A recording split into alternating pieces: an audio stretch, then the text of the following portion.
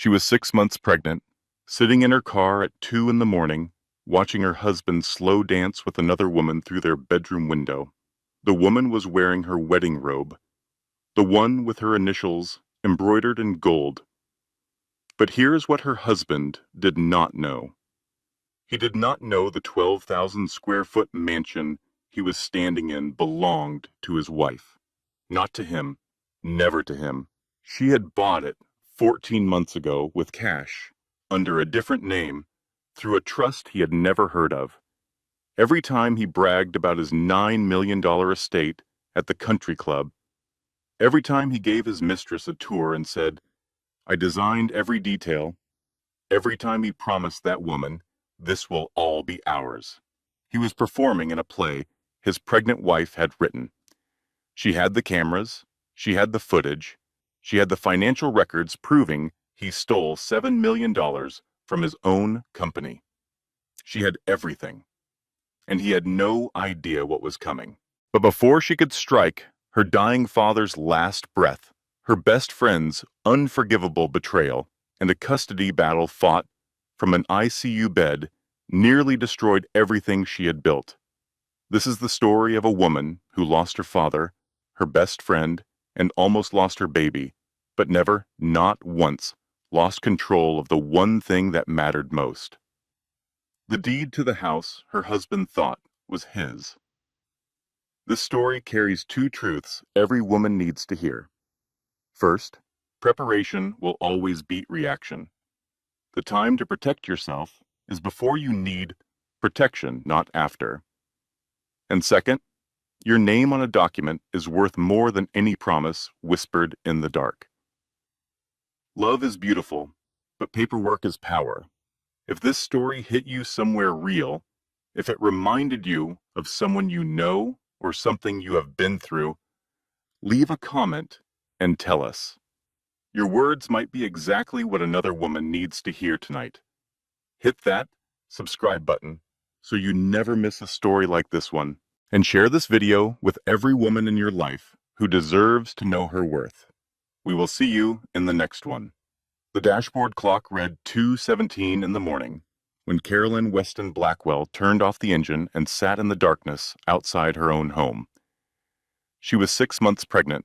Her hands rested on the curve of her belly, where her daughter had been kicking all evening, restless and insistent, as if she already knew something was wrong. The kicks had stopped now. Even the baby was still waiting. The mansion rose before her in the Connecticut night, 12,000 square feet of limestone and glass, set against 5 acres of manicured grounds. Every window on the first floor was dark. But upstairs, in the master bedroom, a warm golden light spilled through the curtains. Carrie had chosen herself 18 months ago, hand-selected from a textile studio in Vermont, because the weave caught the morning sun in a way that made the room feel like the inside of a lantern. Through those curtains, she could see 2 silhouettes. They were dancing, slow, close, swaying to music she couldn't hear from the driveway. The taller figure was unmistakably Grant. She knew his posture, the way he held his shoulders, the slight tilt of his head when he was being charming. She had fallen in love with that silhouette 11 years ago at a fundraiser in Hartford, watched it across crowded rooms and quiet mornings. Memorized it the way you memorize anything you believe belongs to you. The second silhouette was smaller, slender. The figure moved with the easy confidence of someone who felt welcome, who felt at home. As Carrie watched, the woman turned, and the light caught something white and flowing draped over her shoulders.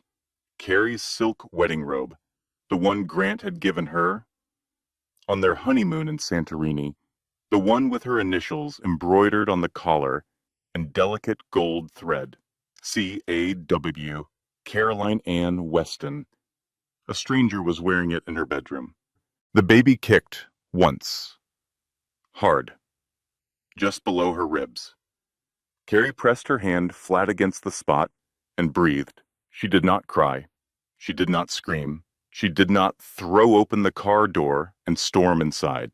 She sat in the driver's seat of her blue Range Rover and counted the minutes on the dashboard clock while her husband slow danced with another woman to their wedding song in a mansion he did not own. She counted for 47 minutes, each minute a stone she placed carefully on a wall she was building inside herself, a wall between the woman she had been 3 hours ago and the woman she was becoming now. 3 hours ago, she had been in a medical office, feet in stirrups, blood pressure cuffs squeezing her arm while Dr. Catherine Mercer frowned at the numbers on the monitor. 172 over 108, Dr. Mercer had said, and the nurse beside her had written it down with the kind of careful handwriting people use when they are recording something serious. Mrs. Blackwell, we need to talk about what is happening with your body. Carrie had sat up on the examination table, the paper crinkling beneath her.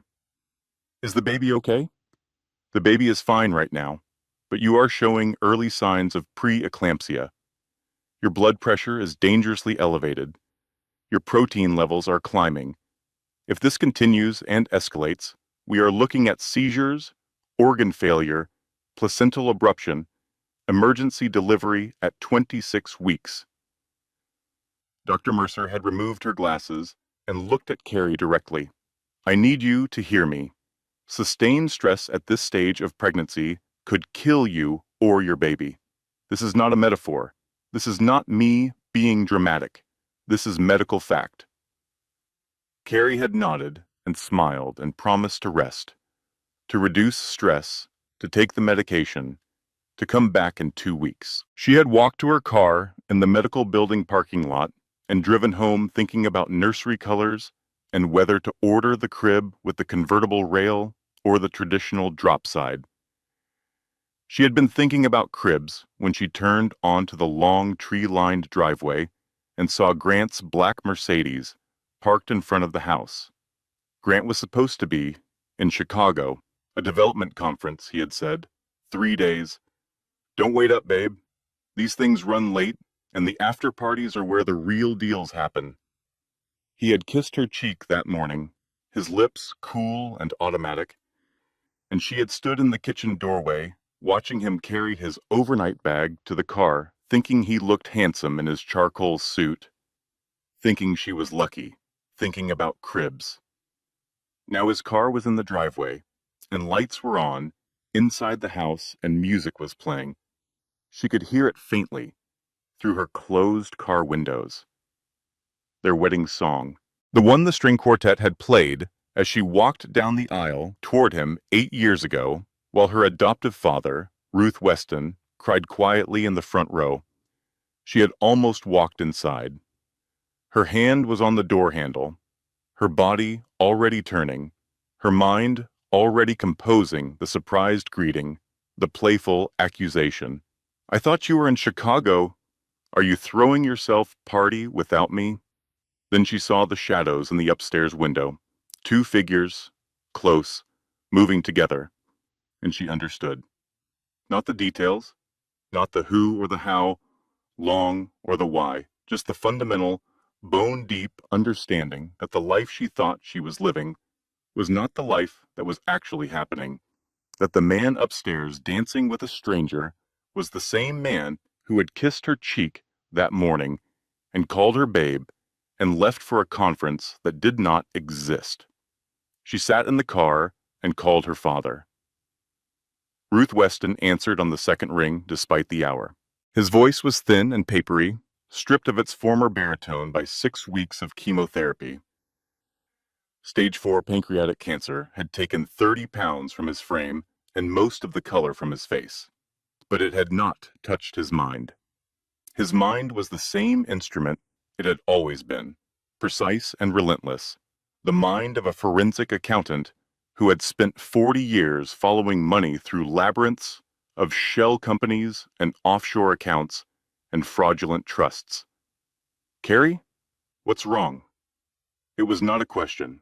Ruth Weston did not ask unnecessary questions.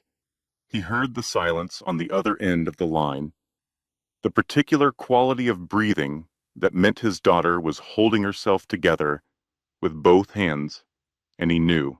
"Don't go inside," he said. "Don't say a word to him. Don't confront. Don't accuse. Don't cry where he can see you. Get in your car and drive to me. Dad? Evidence first. Emotion later. That's what I taught you. That's what kept you alive when your mother couldn't protect herself. Now drive." Carrie started the engine.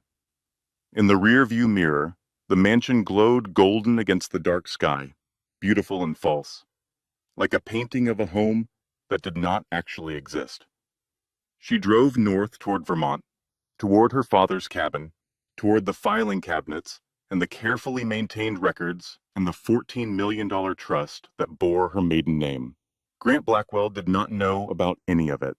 He did not know his wife had purchased this mansion 14 months ago with cash from an irrevocable trust. He did not know the deed was filed under Weston Legacy Trust, with Caroline Weston listed as sole trustee. He did not know that every mortgage payment he believed he was making went to an account Carrie controlled, that every property tax bill he thought was in his name was actually in hers, that the 12,000 square feet of limestone and glass he bragged about at his country club had never belonged to him at all. Grant Blackwell was dancing with his mistress in a house his wife owned under another name, and he had absolutely no idea. 5 months before that night in the driveway, 2 pieces of news arrived in the same week and split Carrie's life into before and after. On Tuesday, a pregnancy test showed 2 pink lines. She had taken it in the bathroom of Ruth's cabin in Vermont, sitting on the edge of the old clawfoot tub, while her father made coffee downstairs. She had stared at those lines for a long time, long enough for the coffee to go cold, long enough for Ruth to call up the stairs twice, long enough for the morning light to shift from gray to gold through the small window above the sink. She was going to be a mother. After 3 years of trying, 2 rounds of fertility treatments, and 1 miscarriage that had hollowed her out like a gourd, she was finally going to be a mother. On Friday, Ruth sat her down in his office, a small room crammed with filing cabinets, labeled by year, going back to 1986, and told her he was dying. Stage 4, pancreatic. It's in the lymph nodes already. He said it the way he said everything, with the flat precision of a man who had spent his career turning chaos into columns of numbers. 6 months, maybe 9 if the chemo works, probably 6. Carrie had reached across the desk and taken his hand. His fingers were cold and thinner than she remembered. "Dad, we will fight this. There are clinical trials, specialists in New York. I will call everyone. You will call no one. Sit down. We have work to do." He had slid a folder across the desk, manila, unlabeled, thick with documents. Carrie opened it and found herself looking at a photograph she had never seen before. A young woman, mid-20s, holding a baby outside a small apartment building. The woman was thin, tired-looking, but smiling. The baby was maybe a year old, bundled in a yellow blanket. "That's your mother," Ruth said. "Ellen. And that is you." Carrie touched the photograph. She had almost no memories of her birth mother. Scattered images, a voice singing in another room, the smell of lavender, a hand holding hers on a sidewalk. Ellen had disappeared from Carrie's life when Carrie was 6. By the time Carrie was 8, Ellen was dead. "I know the story, Dad." She left. Her husband took everything. She ended up in a shelter. She did not leave. Ruth's voice was hard now, carrying an edge Carrie had rarely heard. She was pushed out. "Your biological father, the man Ellen married before she met me, he was a real estate developer. Small time, but vicious. When Ellen asked for a divorce, he moved every asset into shell companies overnight. The house, the savings, the car, even the furniture. By the time Ellen's lawyer filed paperwork, there was nothing to claim. She walked out of that marriage with the clothes on her back and a custody agreement that gave her weekends. Why didn't she fight? With what? She had no money for a lawyer, no documentation of any assets, no proof of anything. He had structured everything in his name from the beginning, and she had trusted him because she loved him and because she believed marriage meant partnership. Ruth paused. She was wrong. He pulled another document from the folder. A letter, handwritten on lined paper, the ink faded, the edges soft from handling. She wrote this the week before she died. Pneumonia, in a women's shelter in Bridgeport. She was 32 years old. She asked the shelter staff to mail it to me. Carrie read the letter. The handwriting was shaky, the letters uneven, written by a hand that was either very cold or very weak. Ruth, please tell Carrie I did not leave her. He took everything, and I had nothing to fight with. No money, no lawyer, no proof of anything. I tried. I swear I tried, but the system is not built for women like me. Women who trust. Please teach her to protect herself. Do not let this happen to her. Tell her I loved her every single day. Ellen. Carrie read it twice. The second time, the words blurred and she realized she was crying. Not the controlled, private tears she had learned to shed as an adult, but the raw, open crying of the 8-year-old girl who had been told her mother was gone and had never understood why. Ruth let her cry. He sat in his wheelchair, his own IV pole beside him dripping the anti-nausea medication that kept the chemo from destroying him faster than the cancer, and he waited. When Carrie was finished, he spoke. I have spent 23 years making sure that letter is a memorial and not a prophecy. You are not going to end up like Ellen. Not while I am alive, and not after I am gone. That week they created the Weston Legacy Trust, an irrevocable trust established in Carrie's maiden name, funded entirely by Ruth's estate, which he transferred early to avoid probate delays. $14 million moved into accounts that Grant Blackwell had never heard of and could never touch. Ruth walked Carrie through every document. The trust is in your maiden name. Weston, not Blackwell. The assets are classified as inherited property, which means they are legally separate from your marriage. Grant cannot claim them in a divorce as long as you never commingle the funds. Never deposit marital money into these accounts.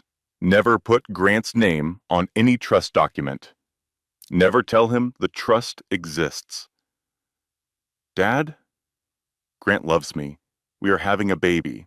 He is not like my biological father. Ruth looked at her with the steady, unblinking patience of a man who had seen too many families destroyed by the same sentence. Your mother said the same thing about your father, the morning before he changed the locks. 2 weeks later, Carrie found the mansion. The Greenwich estate was a distressed sale. A tech executive's divorce had forced liquidation, and the property was priced to move.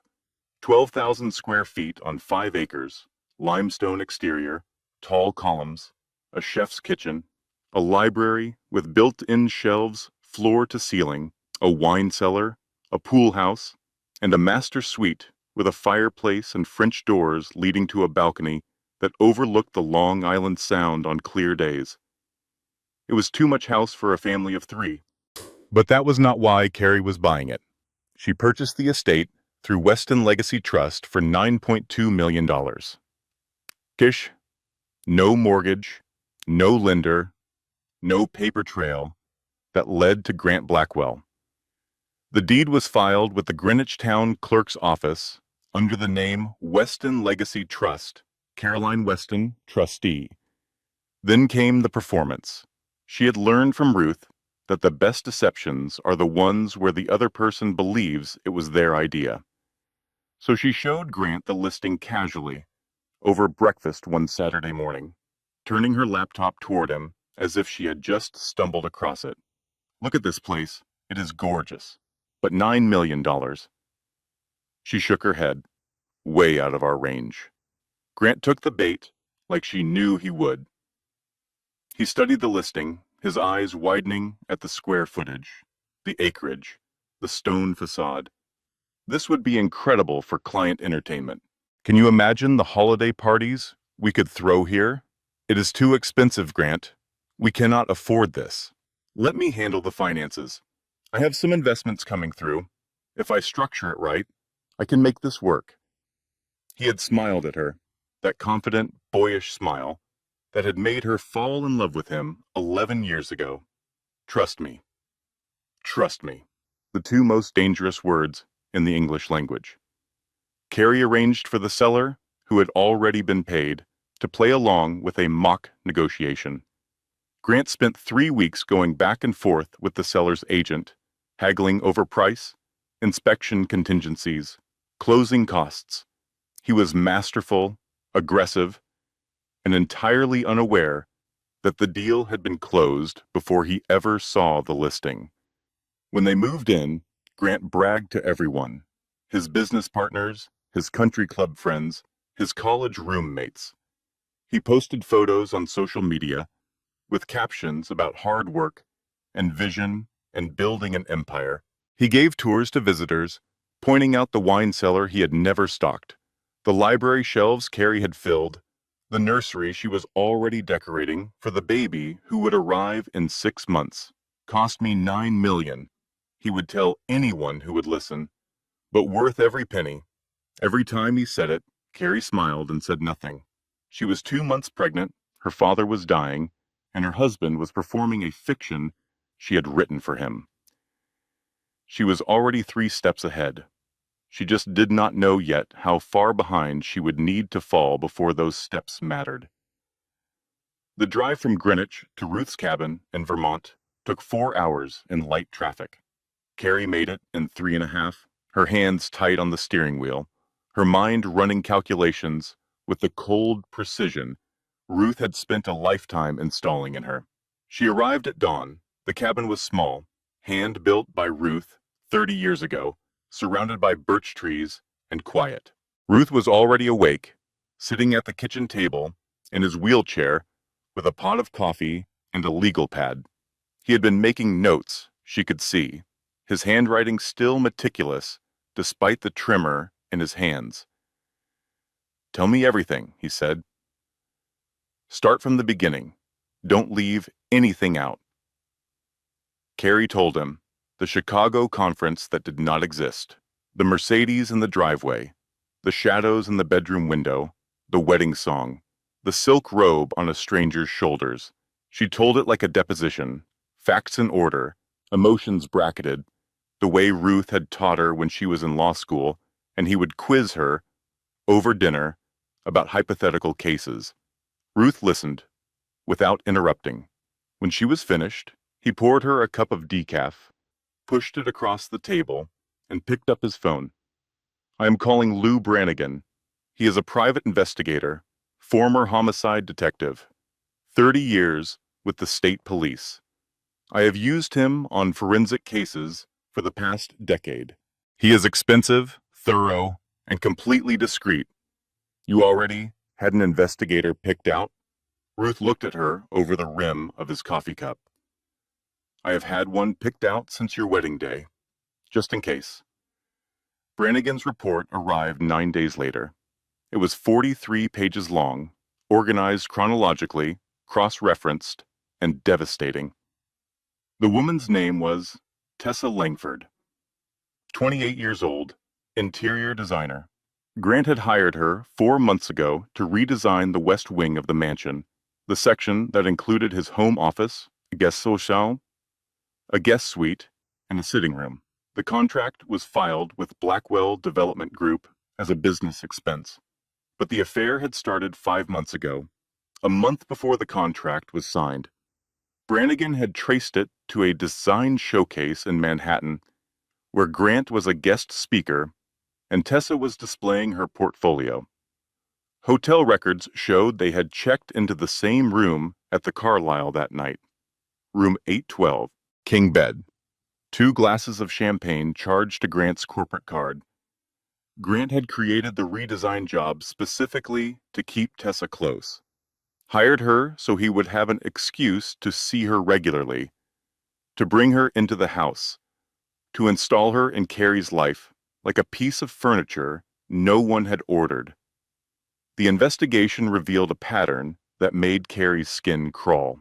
Grant had been bringing Tessa to the mansion twice a week, always during Carrie's prenatal appointments, always on Tuesday and Thursday mornings between 9 and noon. The appointment schedule was on the shared calendar in the kitchen. Grant knew exactly when Carrie would be gone and exactly how long she would be away. Tessa had been sleeping in Carrie's bed, not the guest bed, not the couch, but the king-sized four-poster in the master suite that Carrie had chosen from a furniture maker in Maine, the bed where Carrie slept every night, the bed where she and Grant had conceived their daughter. But it was worse than that. Brannigan had obtained testimony from the housekeeper, Patricia Dunlop, who had been paid a $10,000 bonus by Grant to keep quiet. Patricia had eventually talked to Brannigan when he presented her with evidence that accepting hush money in connection with potential divorce proceedings could constitute obstruction. Patricia told Brannigan that Tessa had been wearing Carrie's clothes, not just the wedding robe, Carrie's sweaters, her jeans, her earrings. She used Carrie's shampoo and body wash and sat in Carrie's chair at the kitchen table and drank from Carrie's favorite coffee mug, the one with the chipped handle that Ruth had given her when she passed the bar exam. Grant had told Tessa that Carrie had moved out months ago, that the marriage was over, that Carrie was, in his words, unstable and didn't really want the baby. Carrie read that phrase 3 times. Didn't really want the baby. She was sitting in her father's cabin, 6 months pregnant, her daughter turning somersaults in her womb, and her husband had told his mistress that she didn't want the child she had spent 3 years trying to conceive. She put the report down, walked to the bathroom, vomited, washed her face, came back, picked up the report, continued reading. The next section was financial, and it was where Ruth's forensic instincts proved prophetic. Grant had been moving money, not just the pocket change of a man building a nest egg on the side, but systematic, sustained financial extraction.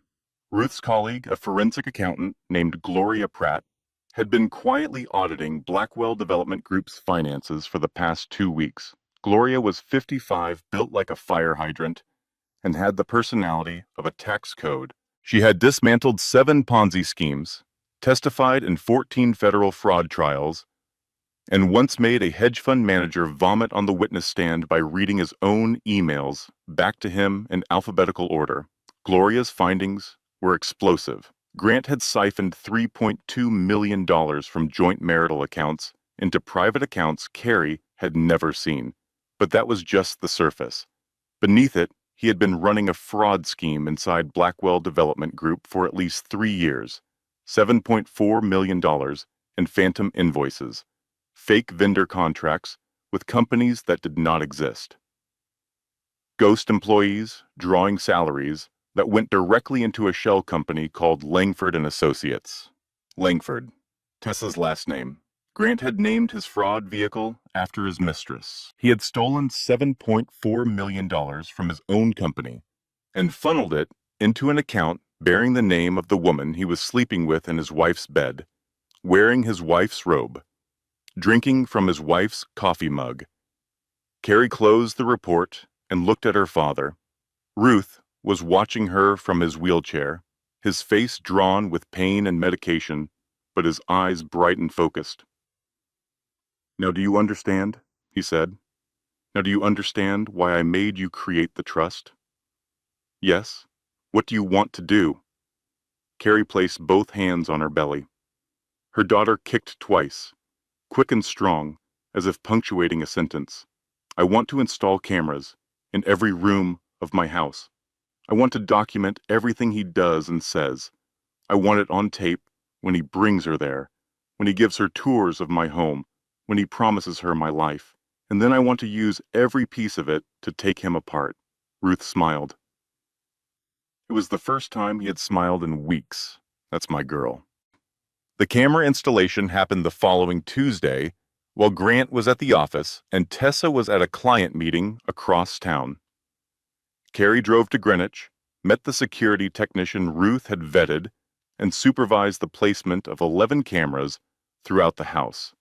Living room, kitchen, dining room, Grant's office, the guest bedroom, the hallway outside the master suite, the foyer, the wine cellar, the garage, the back patio, and the master bedroom itself.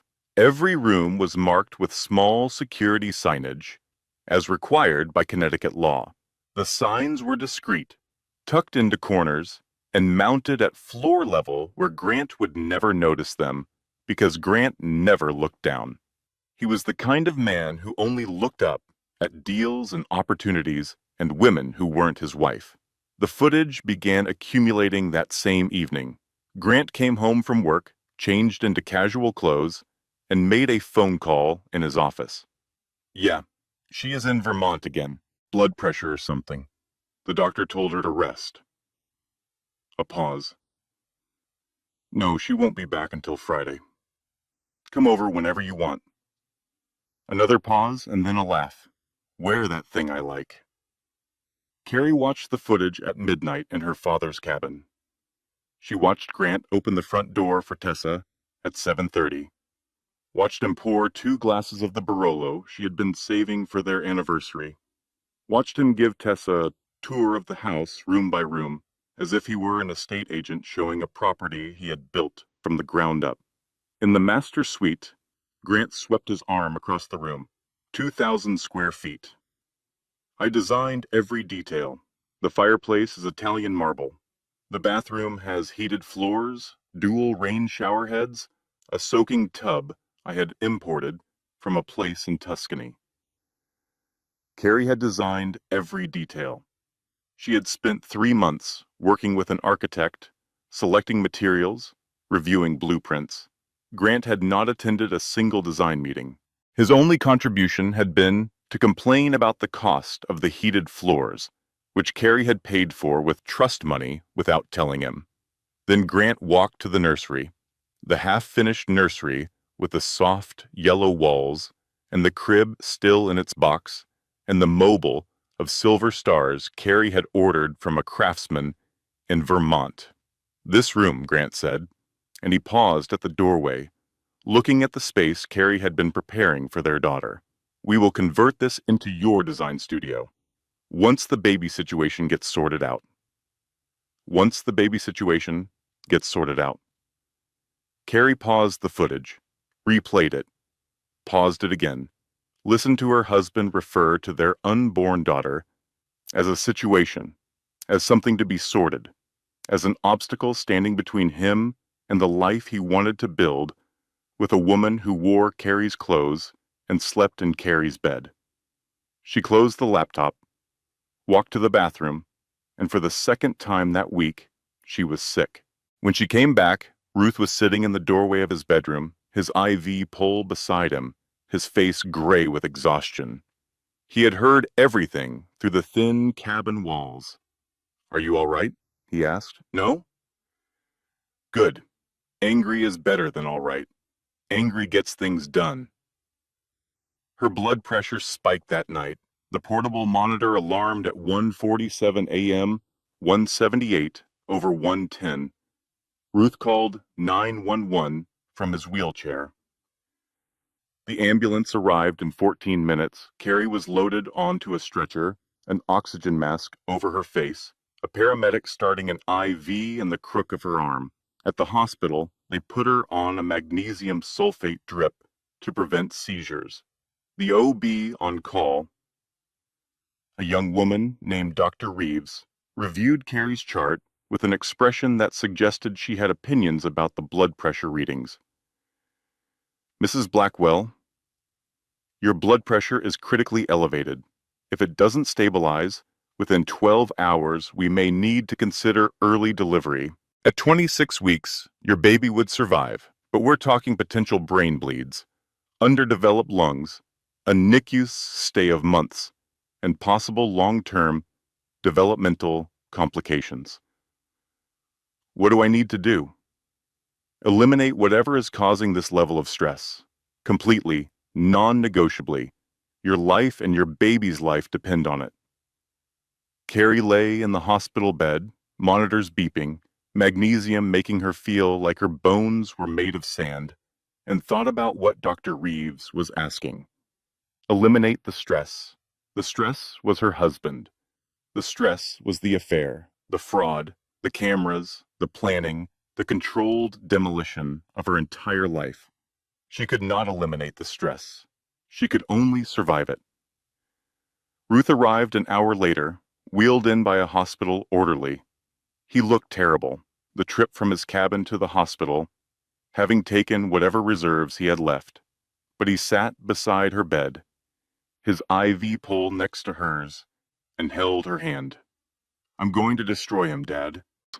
I know, but you're going to do it smart, and you're going to do it alive. Carrie spent 5 days in the hospital. Her blood pressure stabilized, barely. The magnesium drip was tapered. The baby showed no signs of distress. Dr. Reeves discharged her with a blood pressure monitor, a bag of medication, and a warning that felt more like a threat. Next time, Mrs. Blackwell, we may not have the luxury of waiting. Grant picked her up from the hospital. He drove the 2 hours from Greenwich to the Vermont Medical Center, brought flowers, opened her car door, carried her bag, rubbed her feet when they got home. He made her decaf tea and asked about the baby and placed his hand on her belly. With the gentle tenderness of a man who loved his wife and child more than anything in the world.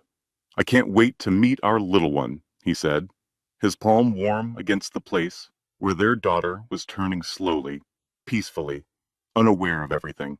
Carrie smiled and leaned into him and said, "Me too," and thought about the footage on her laptop of him calling their daughter a situation.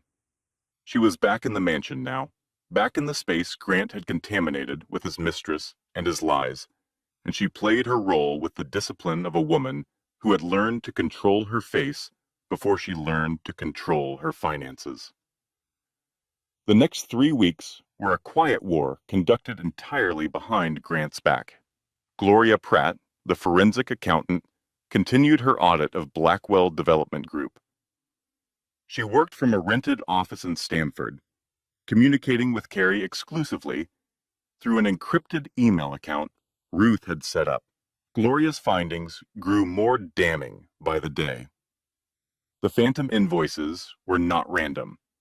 They were systematic, carefully structured to mimic legitimate vendor payments, timed to coincide with actual project milestones.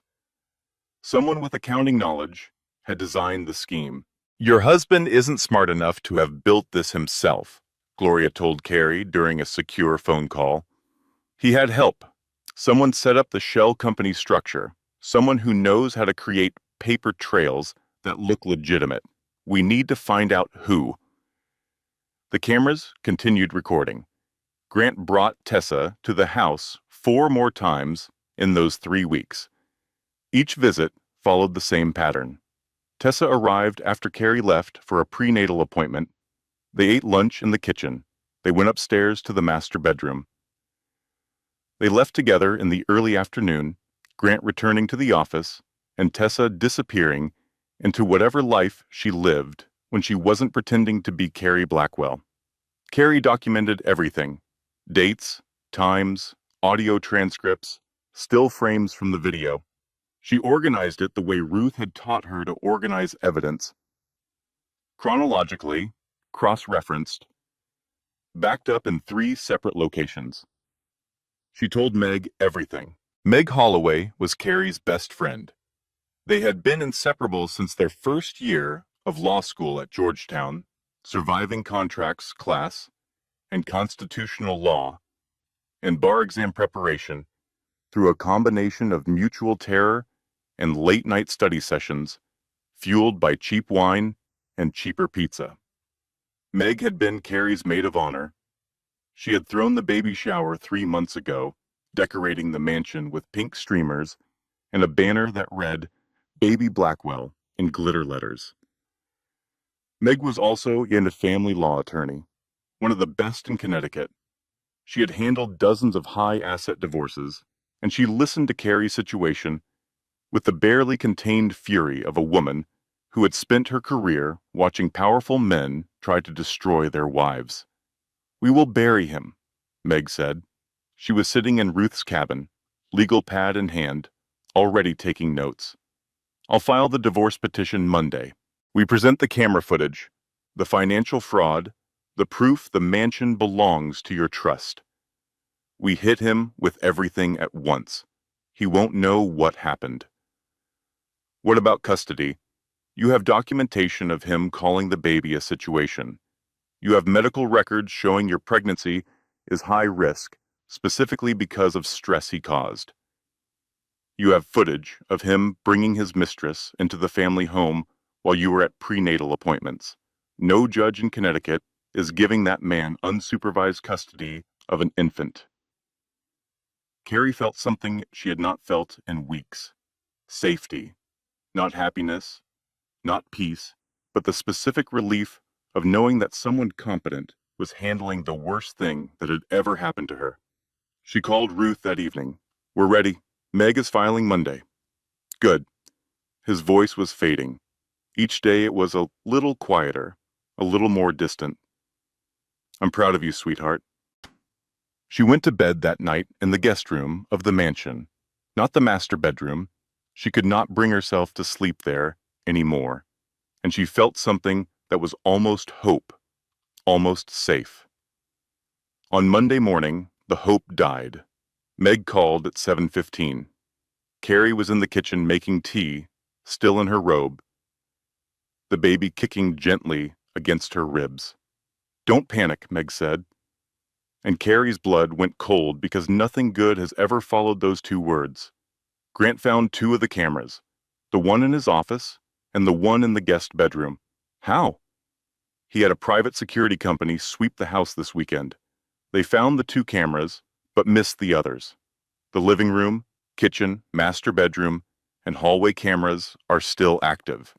But Carrie, here's the thing. He's not confronting you about it. He didn't call you. He didn't come home furious. He called his attorney. That's worse. That's much worse. At 2:30 that afternoon, a process server appeared at the mansion's front door. Carrie answered it, holding a cup of tea, barefoot, 6.5 months pregnant in a gray sweater and leggings. The man handed her a thick envelope and said, "You've been served, ma'am," and walked back to his car.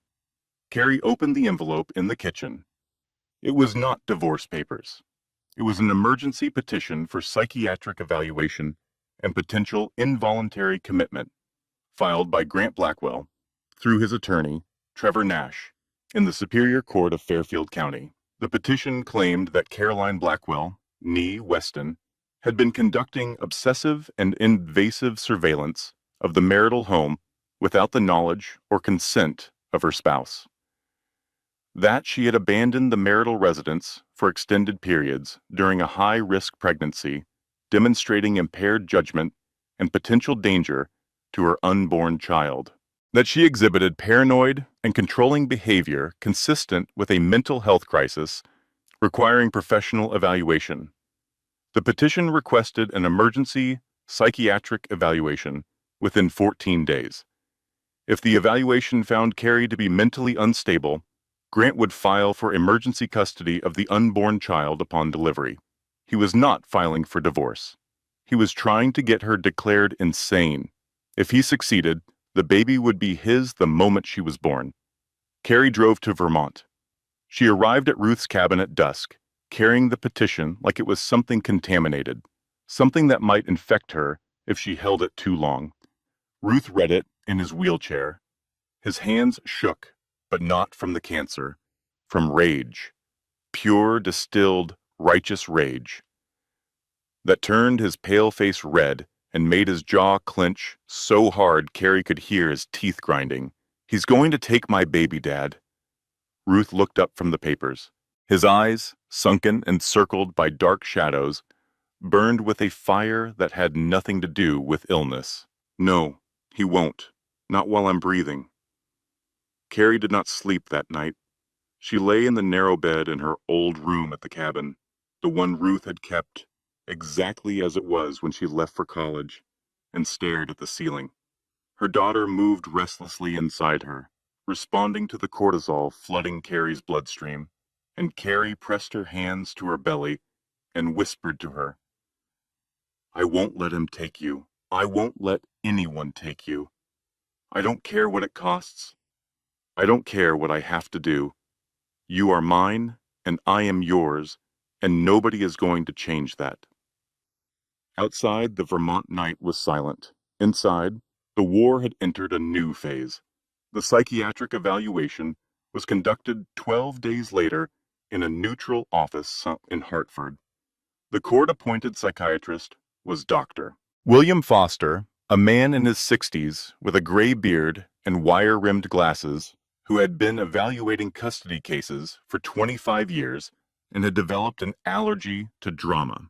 Carrie prepared for the evaluation the way she had once prepared for trial.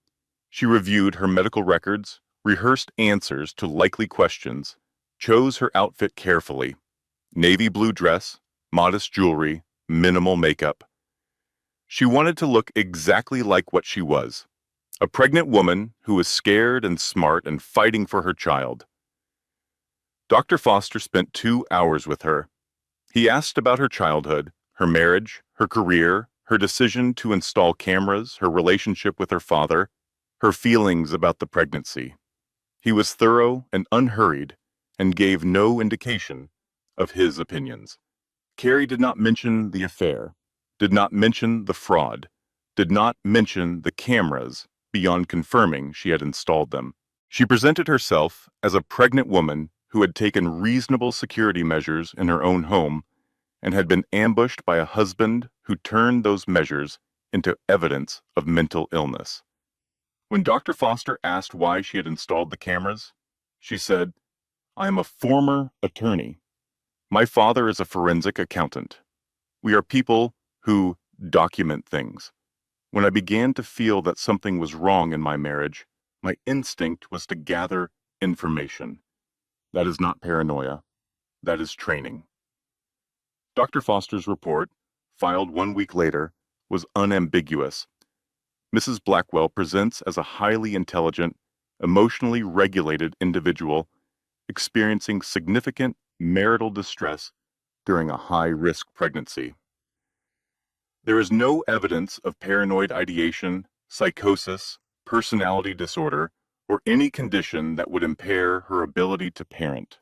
Her decision to install security cameras in a property she legally owns is within normal behavioral parameters and does not constitute evidence of mental instability.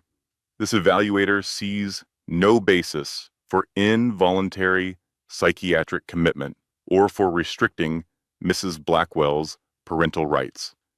Carrie had won the first battle. But while she was focused on proving her sanity, Grant was destroying her world. In the 12 days between being served and receiving the evaluation results, Grant had moved with the speed and ruthlessness of a man who believed he was untouchable. He changed the locks on the mansion without telling Carrie. He moved Tessa in, openly, visibly, in front of the neighbors who had attended Carrie's baby shower 3 months ago. He called their mutual friends one by one and told them a version of reality so far from the truth it constituted its own universe. "Carrie left me," he told them. "She's been acting erratic for months. Paranoid, suspicious, installing hidden cameras.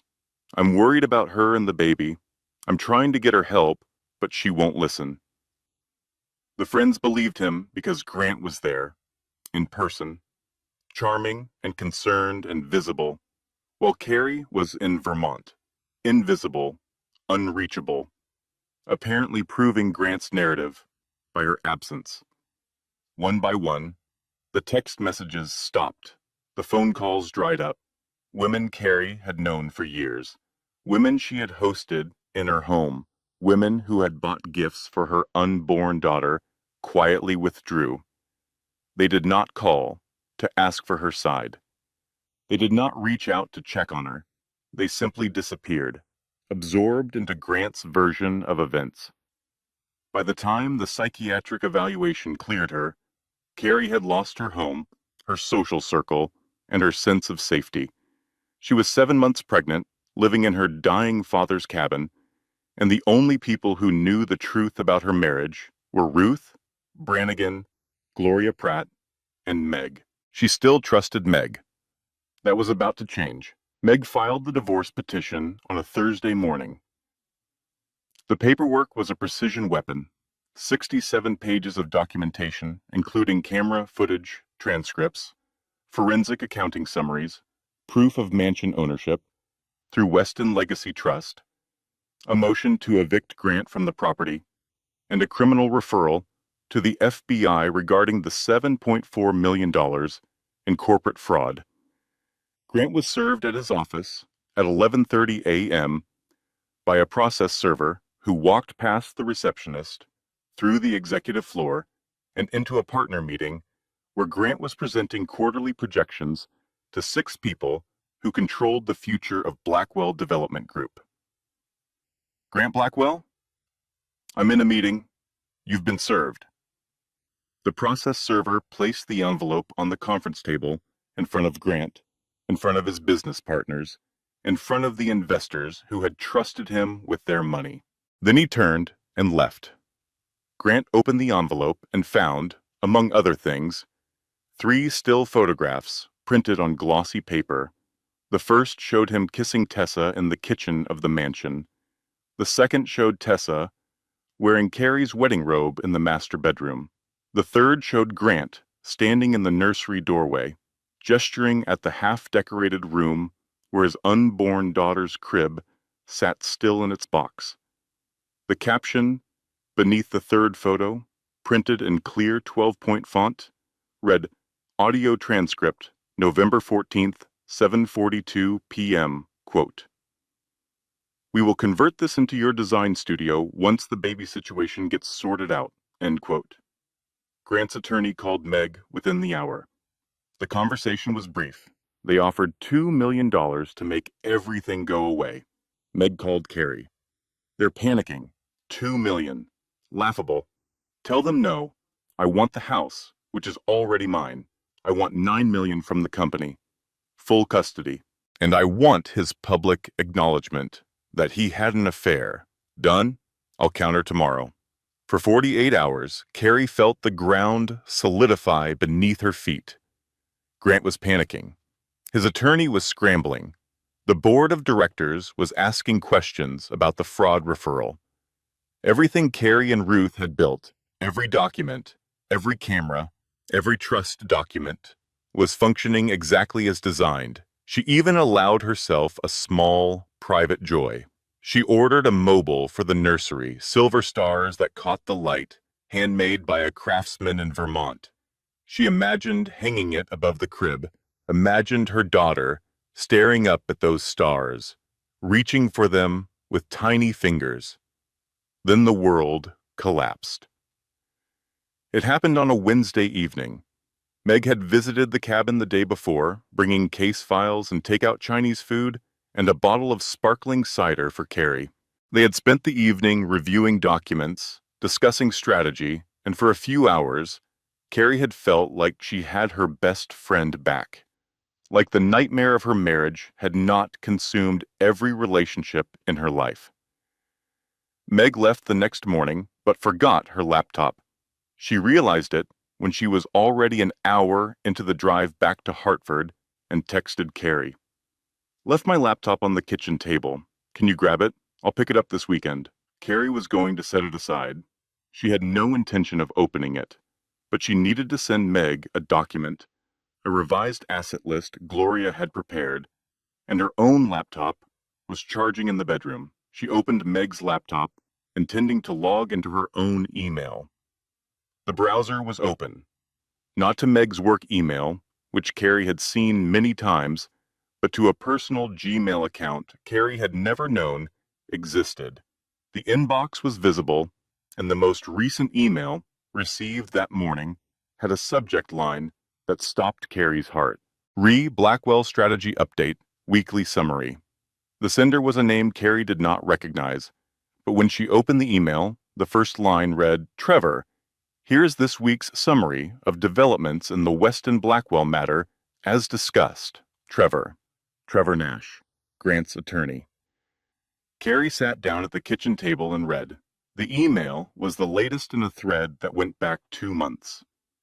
2 months. Meg had been communicating with Grant's legal team since before Carrie had even told her about the cameras. The emails were organized and methodical, which somehow made them worse. Meg had been providing weekly updates on Carrie's legal strategy, her emotional state, her health, her plans. She had forwarded Ruth's forensic accounting files.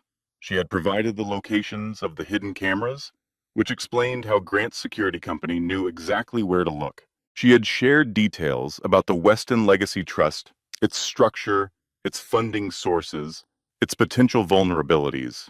She had even forwarded Carrie's medical records, including the preeclampsia diagnosis and the doctor's warnings about stress. Carrie scrolled down through the thread, reading 2 months of betrayal organized into neat paragraphs. Each email began the same way. Here is what I know as of this week. She found the explanation buried in an email from 6 weeks ago, the first one in the thread. Grant had contacted Meg directly after Carrie confided in her about the affair. He had not threatened her immediately. He had started with an appeal. Meg, I know Carrie told you about Tessa. I want you to hear my side. The marriage has been dead for years. Carrie is controlling, manipulative. She installed hidden cameras in our home. I'm scared for the baby. Meg had responded, Grant, I'm Carrie's attorney. This communication is inappropriate. Grant's next email had changed everything. I kept souvenirs from Boston. Remember Boston? 3 weeks. The Langham Hotel, room 412. I have the receipt from your Bar Association credit card. You were representing the Morrison family that week, using a professional card for a personal hotel room while actively handling a case. That's commingling of funds and a conflict of interest.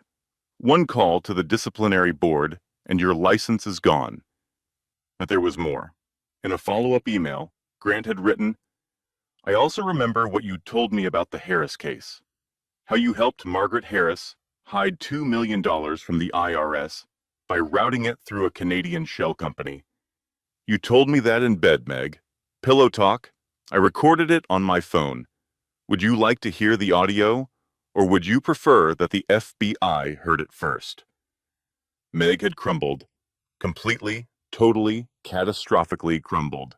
And rather than tell Carrie the truth, rather than come to her best friend and say, Grant is blackmailing me. We need to find another attorney. I am compromised.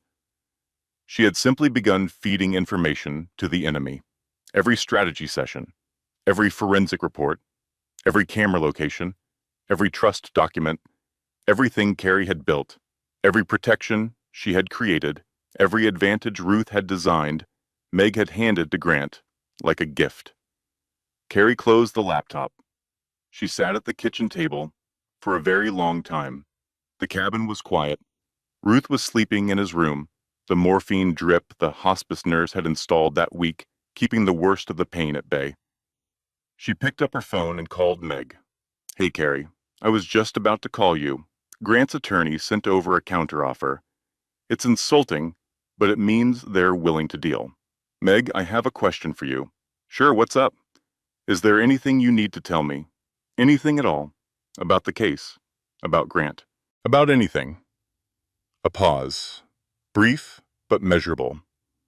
The pause of someone calculating. No, everything is on track. We're going to win this, Carrie. Trust me. Trust me. The same words Grant had used. The same hollow promise. From the same hollow place. Carrie hung up and walked to Ruth's room. She knelt beside his bed and touched his shoulder until he woke.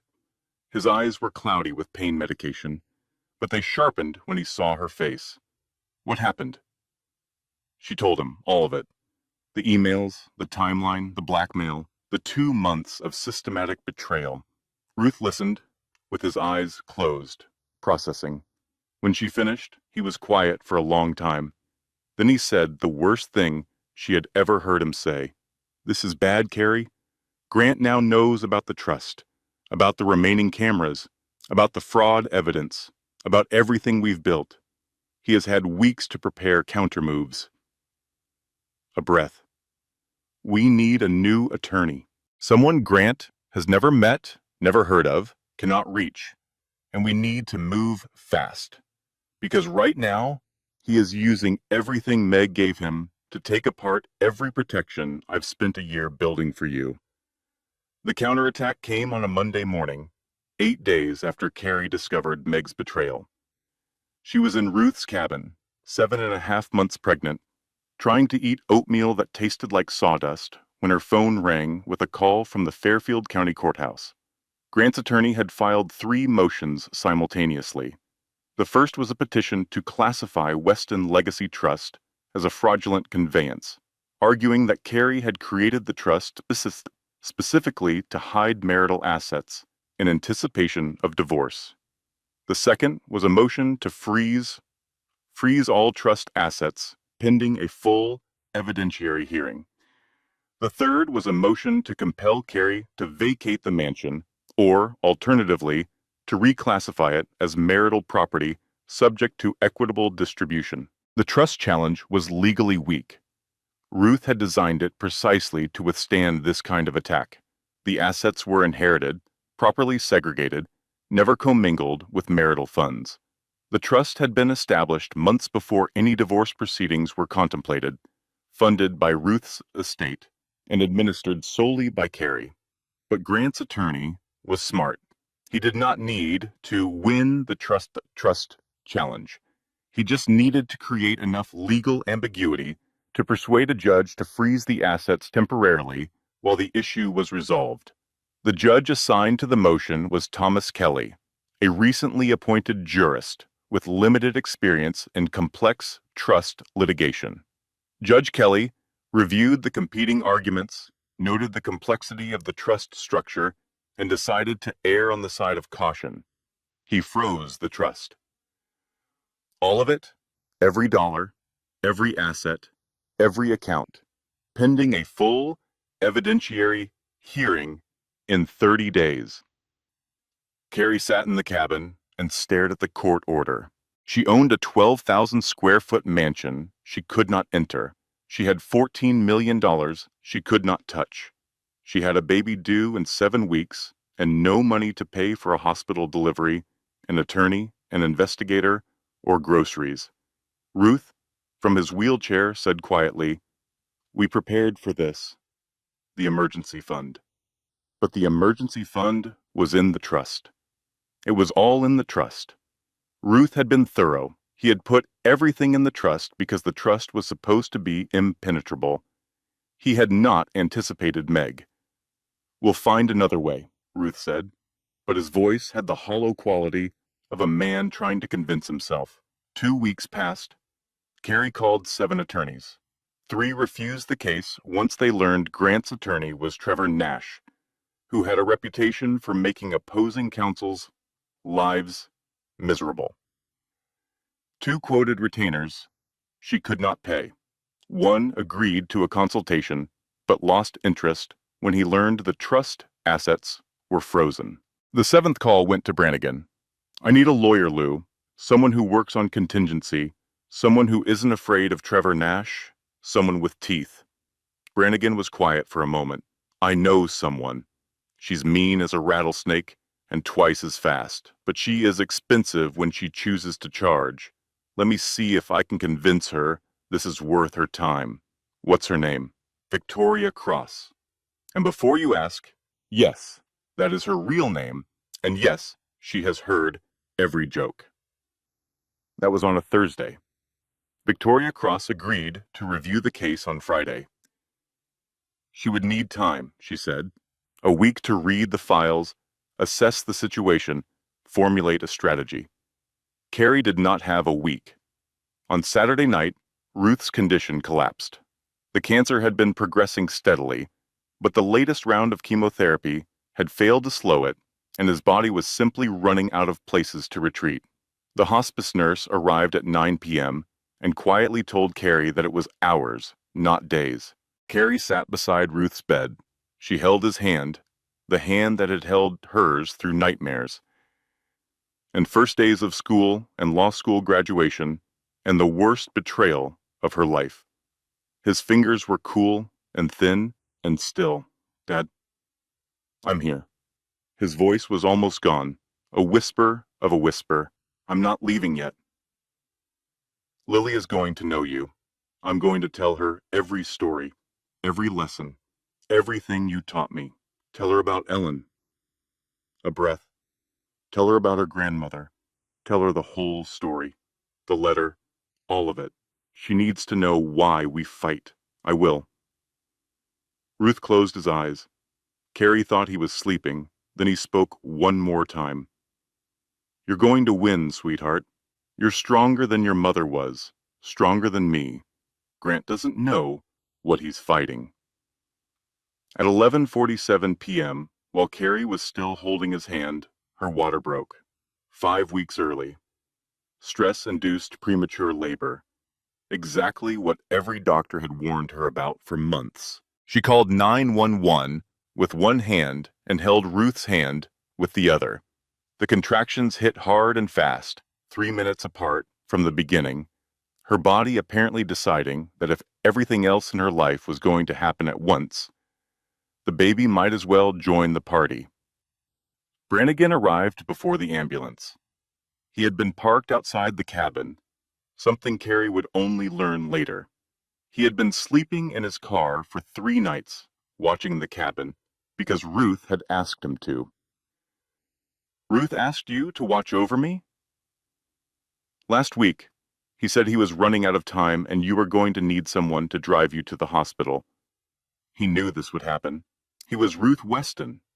He knew everything was going to happen. Brannigan drove her. 40 minutes through dark Vermont roads, Carrie in the back seat, contracting, her phone pressed to her ear. "Call their cabin," she told Brannigan. "Call the hospice nurse. Tell her to put the phone by his ear." The nurse answered. "He's very weak, Carrie, but he's here. Put the phone by his ear. Please, I need him to hear." Carrie heard rustling, the sound of the phone being moved, and then silence. She imagined Ruth lying in his bed, the phone beside his pillow, listening. "Dad, hold on. Please hold on. Your granddaughter is coming. She's coming right now. Just hold on a few more minutes. Please."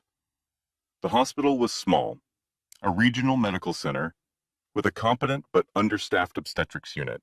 The OB on call assessed Carrie's condition and made the decision quickly. Emergency cesarean. The baby was breech. Carrie's blood pressure was in crisis territory, and they were not going to wait. The surgery was fast. Carrie was awake, a curtain blocking her view, the anesthesiologist beside her, explaining what was happening in the calm, steady voice of someone who had done this 1,000 times. At 4:47 a.m., Lily Ruth Weston was born. 5 pounds, 2 ounces. She screamed immediately. A high, furious cry that filled the operating room and made every person in it smile involuntarily. The NICU team assessed her. Small, early, but healthy. Strong lungs, a fighter.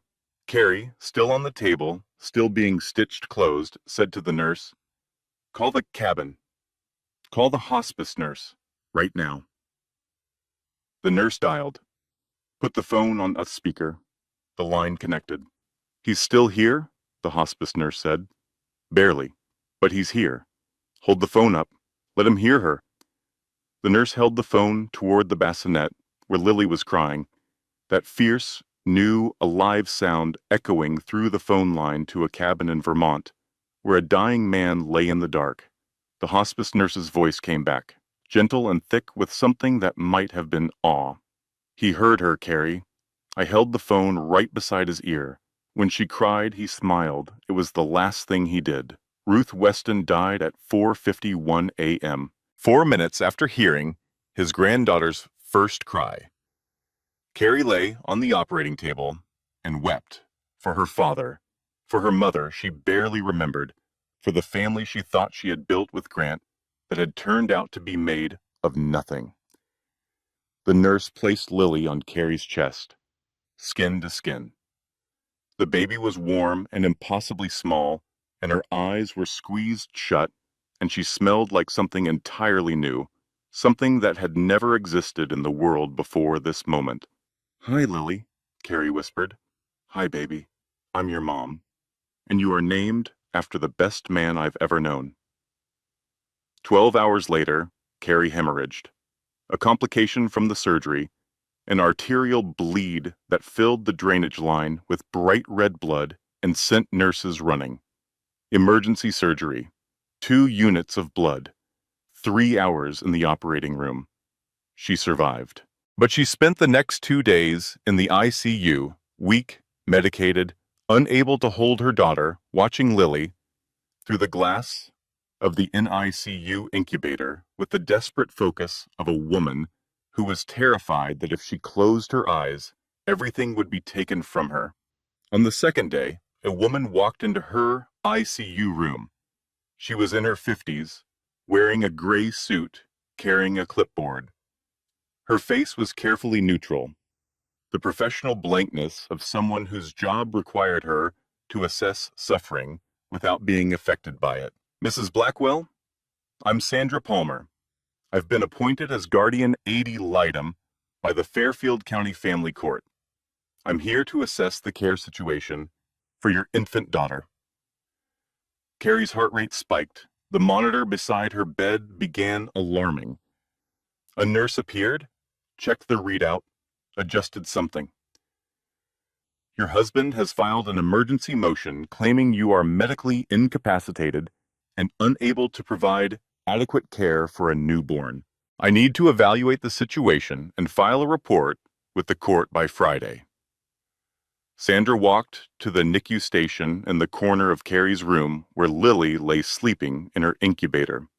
She picked up the baby, held her, examined her hands, her feet, her face, made notes on her clipboard, asked the nurses about feeding schedules, weight gain, jaundice levels, temperature stability. Carrie watched a stranger hold her 2-day-old daughter and write things on a clipboard that would determine whether Carrie got to keep her. She could not get out of bed. She could not walk to the incubator. She could barely speak through the fog of pain medication and blood loss and exhaustion and grief. "Please don't take her." Sandra looked at her. Behind the professional mask, something moved, something human. "I'll file my report by Friday, Mrs. Blackwell. For now, the child remains with you." She placed Lily back in the incubator and left. Carrie reached through the incubator porthole and placed her hand on Lily's chest. She felt the heartbeat, fast and steady, a tiny engine running at full speed. She counted the breaths. Then she picked up her phone and called Brannigan. "I need Victoria Cross. Today.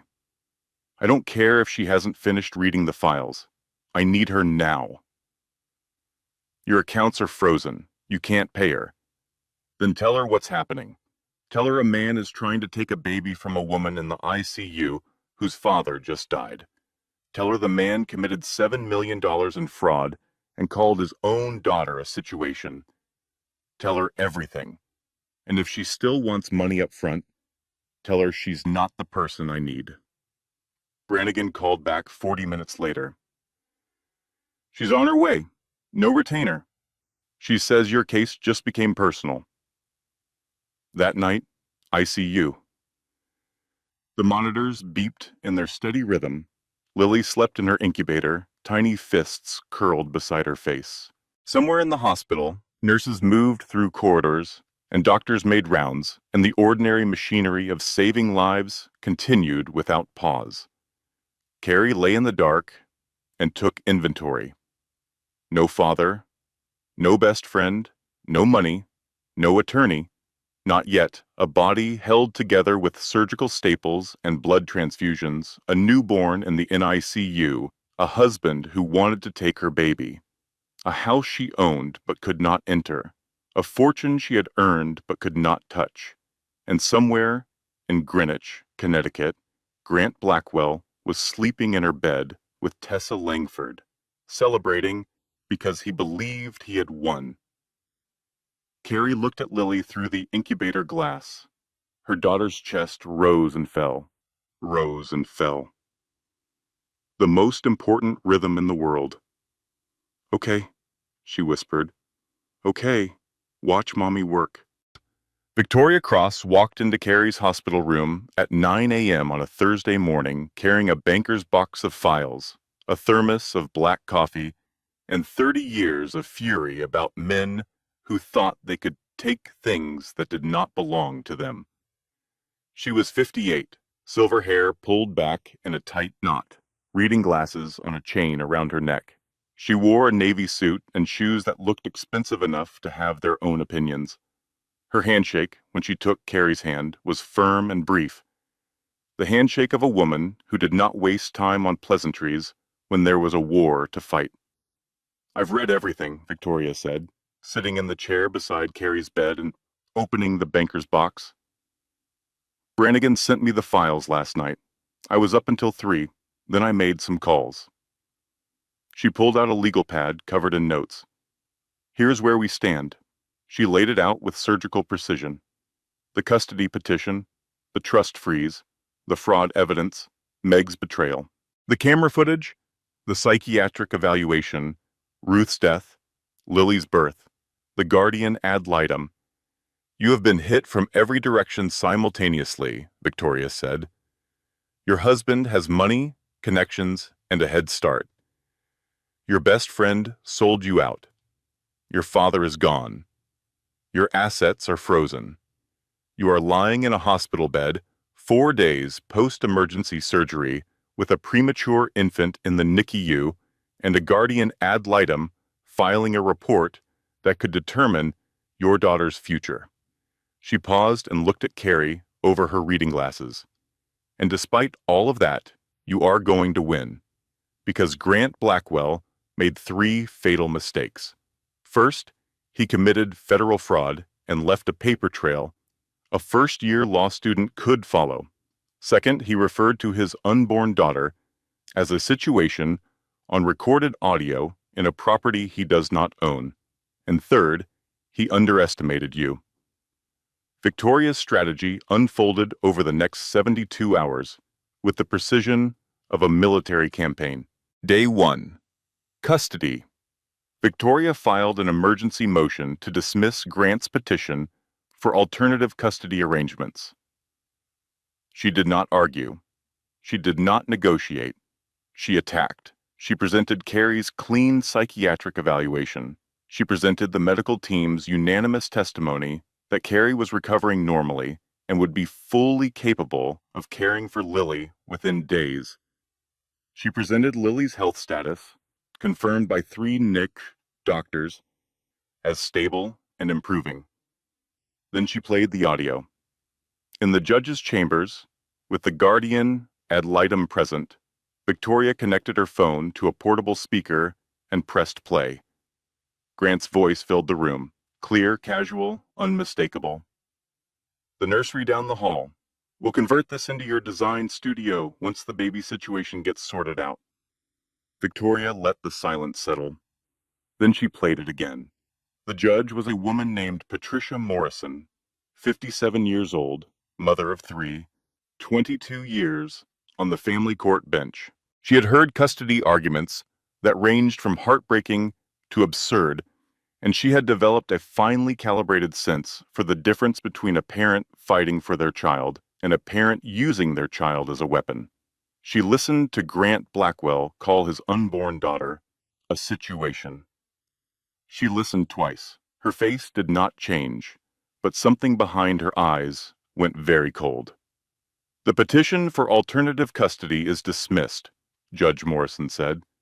The guardian ad litem appointment is terminated. The child remains with the mother. Day 2. The trust. Victoria requested an emergency hearing before a different judge, one she specifically selected for his expertise in trust and estate law. Judge Robert Harding was 71, semi-retired, and had written 2 textbooks on irrevocable trusts that were used in law schools across the country. He was not the kind of man who froze trust assets because he did not understand them. Victoria presented Ruth's documentation.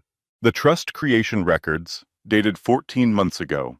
The funding source, an inheritance from Ruth Weston's estate, properly classified as separate property under Connecticut law. The asset segregation records, showing no commingling of trust and marital funds at any point. The mansion purchase documents showing a cash transaction completed by Weston Legacy Trust months before any marital discord. She then presented Grant's financial records obtained through the divorce proceedings, his income, his spending, his contribution to the mansion. Mr. Blackwell's sole financial contribution to this property, Victoria said, consisted of paying the monthly electric bill, which averaged $370, using funds he had already diverted from joint marital accounts without his wife's knowledge. He contributed nothing to the purchase, the maintenance, the improvement, or the financing of this estate. His claim that the trust constitutes a fraudulent conveyance is not merely incorrect, it is laughable. Judge Harding unfroze the trust in 40 minutes. He also issued a written opinion calling Grant's motion frivolous and unsupported by any credible evidence, which Victoria immediately filed with the family court as evidence of Grant's pattern of bad faith litigation. Day 3. The FBI. Ruth's forensic files, combined with Gloria Pratt's analysis, had been sitting with the Bureau's white-collar crime division for 3 weeks. The fraud was documented with the meticulous precision of a man who had spent 40 years turning financial chaos into courtroom evidence. $7.4 million in phantom invoices, fake vendor contracts with companies that existed only on paper, ghost employees drawing salaries that flowed directly into Langford and Associates, the shell company Grant had named after his mistress. Federal agents visited Grant at the mansion, Carey's mansion, and informed him he was the subject of an active criminal investigation.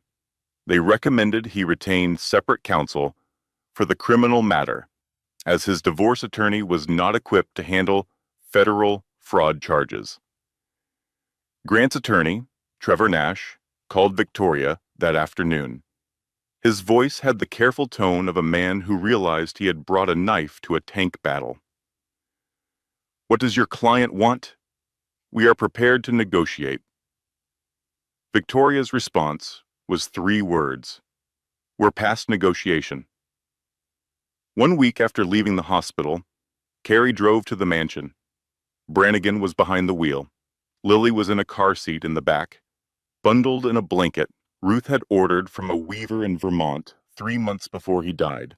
He had chosen the softest wool, the warmest weight, and had it embroidered with a single word, Weston. Behind them, a Greenwich police cruiser followed at a respectful distance. The officers inside had a court order requiring Grant Blackwell to vacate the property at 1247 Maple Ridge Drive within 4 hours. The property belonged to Weston Legacy Trust. Grant was a trespasser. The driveway was long, lined with maple trees that were just beginning to turn. The mansion appeared at the end of it, limestone and glass catching the October light. Carey had not seen it in 2 months. It looked exactly the same and completely different. The way your childhood home looks different when you return after a long absence, familiar in shape, but altered in meaning. Grant's Mercedes was in the driveway. Next to it, a white Audi that Carey assumed was Tessa's. Brannigan parked. Carey got out. She unbuckled Lily's car seat and lifted it carefully, settling the carrier against her hip. Lily was asleep, oblivious, her mouth making the tiny sucking motions that meant she was dreaming about milk. The police officers walked to the front door and knocked. Carrie stood behind them, holding her daughter. Grant opened the door. He was unshaven, dark circles under his eyes. His shirt was wrinkled, and he was holding a glass of something amber that was probably not his first of the day. Behind him, in the foyer, Tessa Langford stood in bare feet, wearing Carrie's cashmere cardigan, the cream-colored one Carrie had bought in Scotland 2 years ago. "Grant Blackwell?" the officer said. "What now?" "Sir, I'm serving you with a court order requiring you to vacate this property within 4 hours. The property is owned by Weston Legacy Trust. You have no legal right to occupy it." Grant looked past the officers at Carrie. His expression moved through a sequence that Carrie would remember for the rest of her life. Confusion first, then irritation, then the slow, dawning comprehension of a man watching the floor disappear beneath his feet. "That's not right. This is my house. I bought this house. Read the deed, Grant." Carrie's voice was calm, steady, the voice of a woman who had spent 7 months being broken and was now, finally, standing on solid ground. "Read the trust documents. Read the purchase agreement from 14 months ago. My name, my money, my house. You never owned a single brick."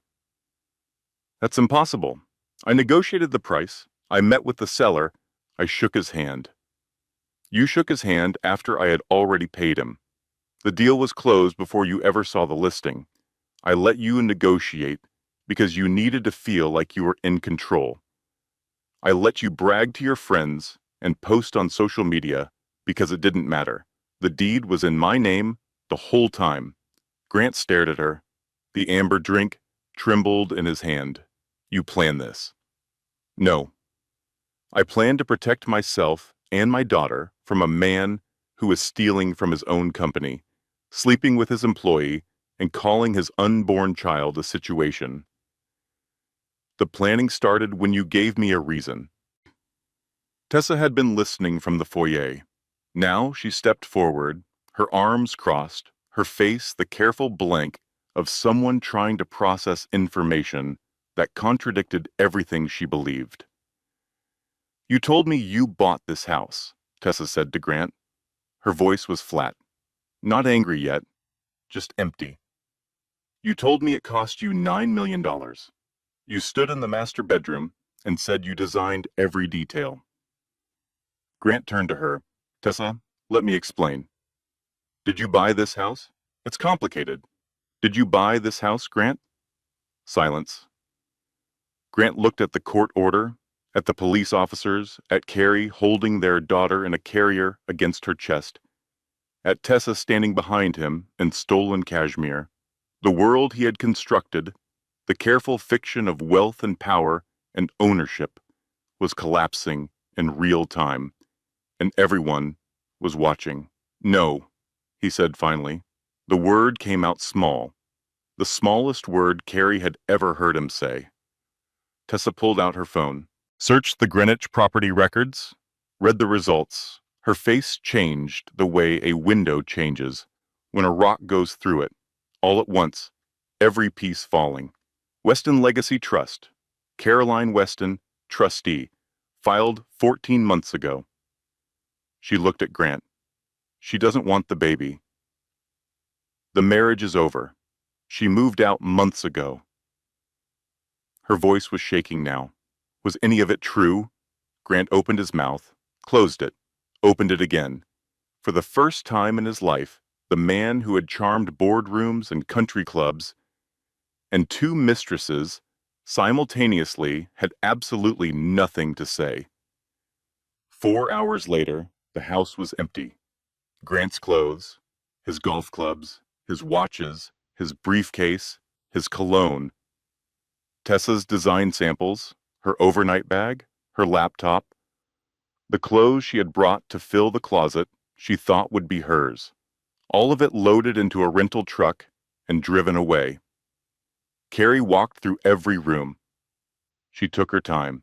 She touched the walls, ran her fingers along the countertops, stood in each doorway, and breathed. In the master bedroom, she stripped the sheets, every pillowcase, every blanket, every decorative pillow. She carried them downstairs and put them in the trash. She would buy new ones. Everything in this room would be new. In the nursery, the crib was still in its box. The room Grant had wanted to convert into a design studio for his mistress.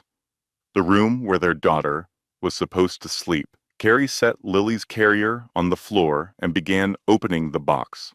A shadow appeared in the doorway. Brannigan. He stood there for a moment, watching, then walked in without a word, picked up a screwdriver from the toolbox on the shelf, and started assembling the other side of the crib. They worked in silence for an hour. Two people who had almost nothing in common except a dead man they both loved and a baby who needed a place to sleep. When the crib was built, Carrie laid Lily inside. The baby stretched, yawned, opened her eyes briefly, and settled into the mattress with the absolute trust of a newborn who has never been given a reason to doubt that the world will hold her. "Thank you, Lou. Don't mention it." He paused at the nursery door, his hand on the frame. "Your dad would have liked this moment. He's here. He's been here the whole time." 3 days after coming home, Carrie received a call from Tessa Langford.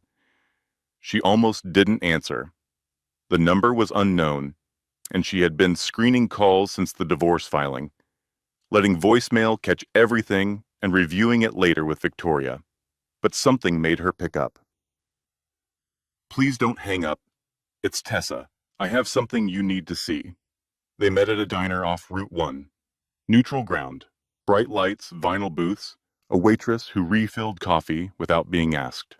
Tessa was already there when Carrie arrived, sitting in a corner booth, wearing a plain gray sweatshirt and no makeup, her hair pulled back in a knot.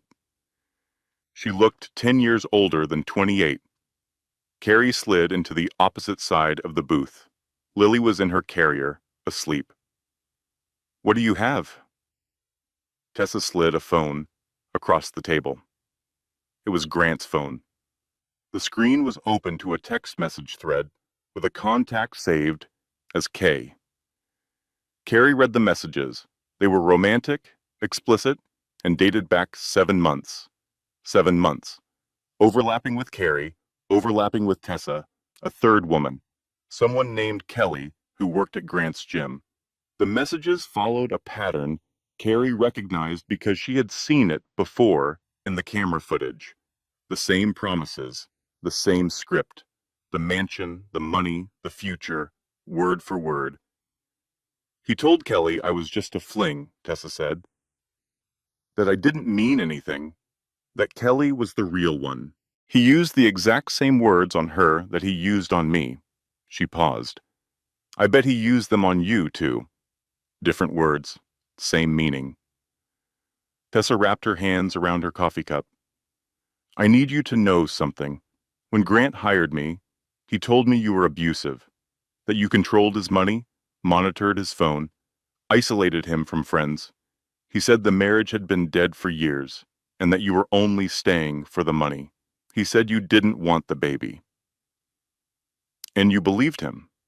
"I wanted to believe him. I grew up poor. My mom cleaned offices at night. My dad was gone before I could remember him. I worked my way through design school, taking every freelance job I could find.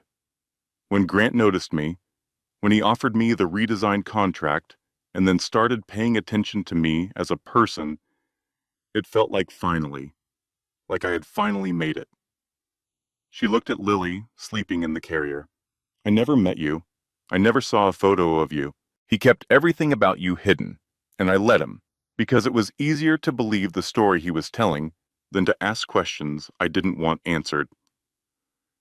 Carrie studied the woman across the table, the woman who had slept in her bed, worn her clothes, planned a future in her house with her husband. She waited for the anger, the rage, the need to destroy. It didn't come. What came instead was something quieter, recognition. The recognition of a woman who had also been lied to by the same man, manipulated by the same charm, consumed by the same fiction. "What are you going to do now?" Carrie asked. "Leave. Go back to my mother's place in Pennsylvania. Start over somewhere nobody knows my name." Tessa met Carrie's eyes. "I'm sorry. I know that word is too small for what I did. But I am. It is too small, but I believe you mean it." Tessa stood, left money on the table for her coffee, and walked out. Carrie watched her go through the diner window, a young woman in a gray sweatshirt walking across a parking lot toward a used Honda Civic with a cracked windshield. Not the life Grant had promised her. Carrie forwarded the screenshots from Grant's phone to Victoria. Then she drove home. The board meeting happened 2 weeks later. Not a dinner party, not a spectacle.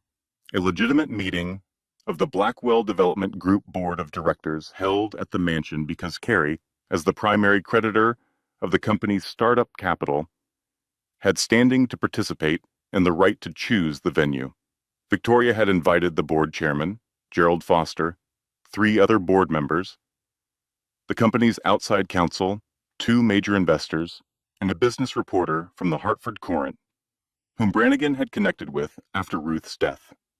Grant was not invited. But Grant showed up anyway, because Grant always showed up wherever he believed he was still important.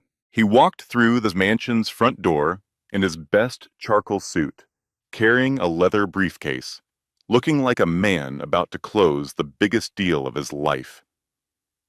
He stopped when he saw Carrie sitting at the head of the conference table. His seat. The chair he had always occupied at the head of every table in every room. Lily was beside her in a carrier, sleeping the unconcerned sleep of a baby who had not yet learned that the world could be unkind. Carrie did not stand, did not raise her voice, did not perform. She simply presented the evidence the way Ruth had taught her, the way she had been trained in law school, the way you build a case when you want it to be unassailable. She played the camera footage. Grant and Tessa in the kitchen, the bedroom, the living room, the nursery. Grant's voice narrating tours of a house he did not own. The footage of him calling the baby a situation. She presented Gloria's forensic analysis. $7.4 million in phantom invoices. The shell company named Langford and Associates. The paper trail connecting every fraudulent dollar to Grant's personal accounts. She showed Kelly's text messages. The third woman, the identical script, the same lies told to 3 different women simultaneously. She presented the custody manipulation. The psychiatric evaluation petition, the emergency custody motion filed while Carrie was hemorrhaging in an operating room. The guardian ad litem sent to evaluate a woman in the ICU 2 days after giving birth. Grant sat through all of it. Carrie watched his face cycle through the stages she had seen before. Fury, disbelief, calculation, denial. But this time there was a new stage at the end, one she had never seen on his face: surrender. Gerald Foster spoke first. "Grant, the board voted unanimously to accept your resignation 3 days ago. We notified your attorney. We are cooperating fully with the FBI investigation. Your equity in the company is frozen pending resolution of the criminal charges. You can't do this to me." But the words had no force. They were the words of a man who knew he was finished and was reciting his lines because he didn't know what else to do. "You did this to yourself," Carrie said. She adjusted Lily's blanket, looked at him with the steady calm of a woman who had been through fire and come out with something harder than anger. "You brought your mistress to my mansion. You slept with her in my bed. You put my wedding robe on her shoulders and called my baby a situation. You stole $7 million from your own company and put it in an account named after the woman you were cheating with. You tried to have me declared insane. You tried to take my daughter while I was bleeding out on an operating table." She paused. I didn't do anything to you, Grant. I just stopped protecting you from yourself. The legal outcomes arrived over the next 3 months in a sequence that felt less like justice and more like gravity, things falling exactly where they should have always been. The divorce was finalized in December.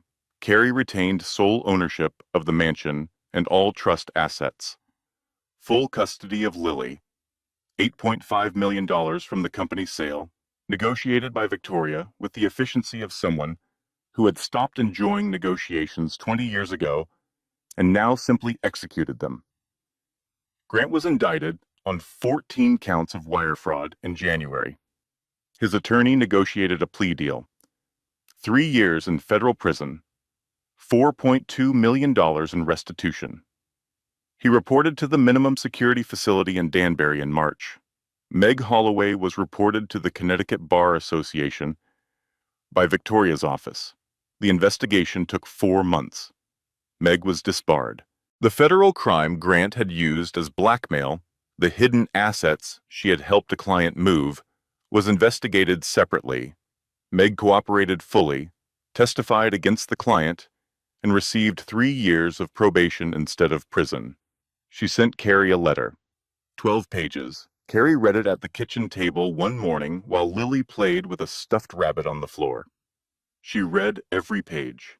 Then she folded the letter, placed it in a drawer, and did not respond. Some betrayals are too large for words. Some apologies arrive too late to matter.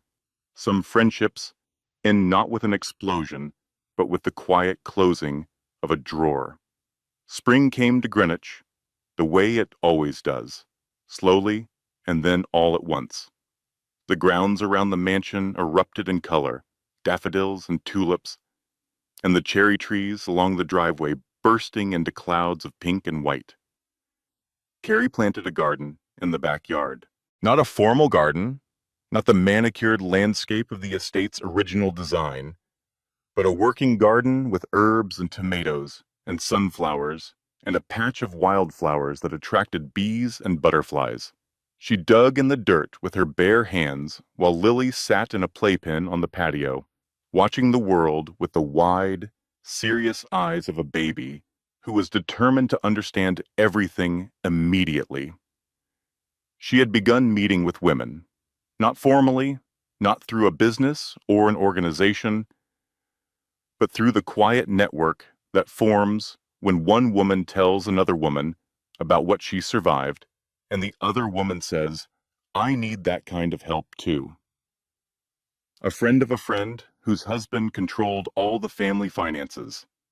A neighbor whose divorce attorney had stopped returning her calls. A woman from Lily's pediatrician's waiting room who had recognized Carrie's name from the Courant article and asked, in a voice barely above a whisper, "How did you do it?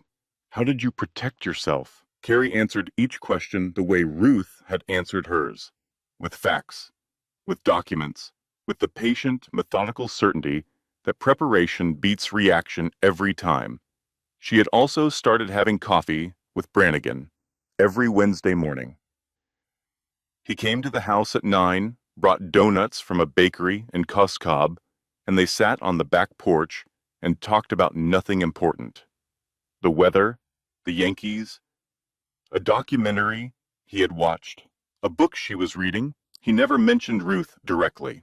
But sometimes, when Lily did something new, like pulling herself up on the coffee table or laughing at the dog next door, Brannigan would get a look on his face that was almost soft. And Carrie would know he was thinking about the man who should have been there to see it. On a Saturday morning in June, 9 months after Lily's birth, Carrie drove to Vermont. The cabin had been sold, per Ruth's will, to a young couple who were restoring it. They had kept the garden and added a chicken coop and painted the shutters a cheerful blue that Ruth would have found unnecessary but acceptable. They waved as Carrie drove past on the dirt road that led to the hillside behind the property. Ruth's grave was at the top of the hill, under a sugar maple he had planted 30 years ago. The headstone was simple: gray granite engraved with the words, Ruth Weston, 1957 to 2026. He kept his promises. Carrie carried Lily on one hip and a small wooden box in her other hand. She knelt in the grass beside the headstone and opened the box.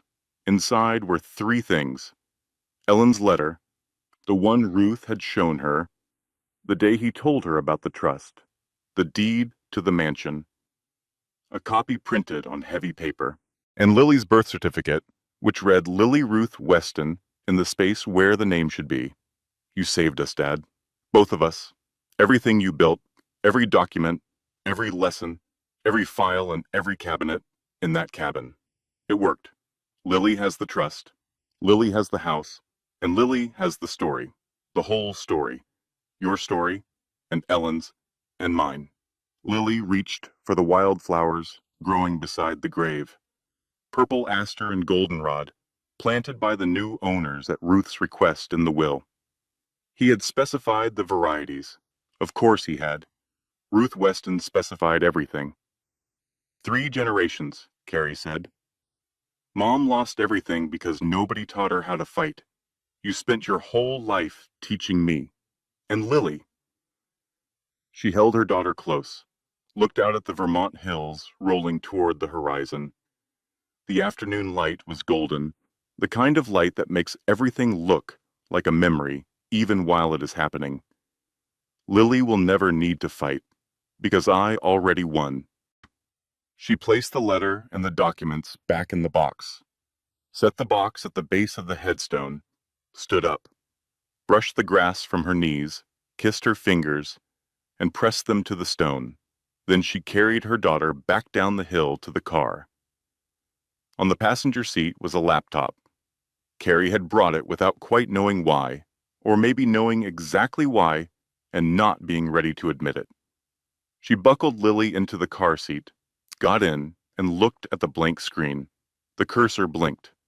She thought about Ruth, about the filing cabinets and the meticulous records and the quiet, stubborn love of a man who had adopted a stranger's daughter and spent 23 years making sure she would never be destroyed the way her mother had been.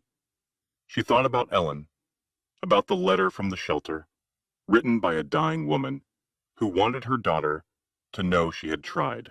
She thought about Lily, 9 months old, already pulling herself up on furniture, already reaching for things above her head, already certain that the world would hold her because so far it always had. She thought about every woman who had asked her, "How did you do it?" and the look in their eyes when she told them. Not awe, not admiration, relief. The relief of learning that survival was possible, that protection was possible, that there was a path through the worst thing you could imagine, and the path was paved with preparation and documentation and the refusal to be erased. Carrie placed her hands on the keyboard, typed the first sentence. Chapter 1. The night I watched my husband dance with another woman in my bedroom. The cursor blinked. Lily babbled in the back seat, a stream of happy nonsense, directed at the stuffed rabbit clutched in her fist. Carrie smiled. Small, private, real. The smile of a woman who had been through fire and found on the other side, not the ashes she expected, but the foundation she had built without knowing it. The foundation Ruth had poured. The foundation Ellen had dreamed of. The foundation Lily would stand on. She kept writing. The words came easily because they were true, and true stories. The really true ones. The ones that hurt and heal in equal measure. Those are the ones that find their way to the people who need them most. Outside, the Vermont hills turned gold in the setting sun. Inside the car, a mother wrote and a daughter babbled, and the story that had started with betrayal ended with something better. Not revenge, not victory, not even justice, though all of those things had happened along the way. Peace. The peace of a woman sitting in a car on a hillside in Vermont, her daughter safe behind her, her father's grave tended and honored, her house waiting for her in Connecticut, her future stretching out before her like a road with no end and no speed limit, and nobody in the passenger seat telling her where to go. Her story, her terms, her name on every page. Caroline Weston, the woman who bought the mansion, the woman who kept the secret, the woman who watched her husband bring his mistress home and waited, patient and furious and alive, until the moment she could stand in her own doorway and say the 4 words that changed everything. This house is mine. This content was carefully researched, developed, and manually edited by our team to deliver meaningful stories with valuable life lessons.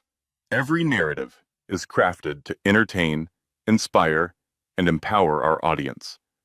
We believe that great stories can change lives, and we are committed to bringing you content that matters. Thank you for being part of our community.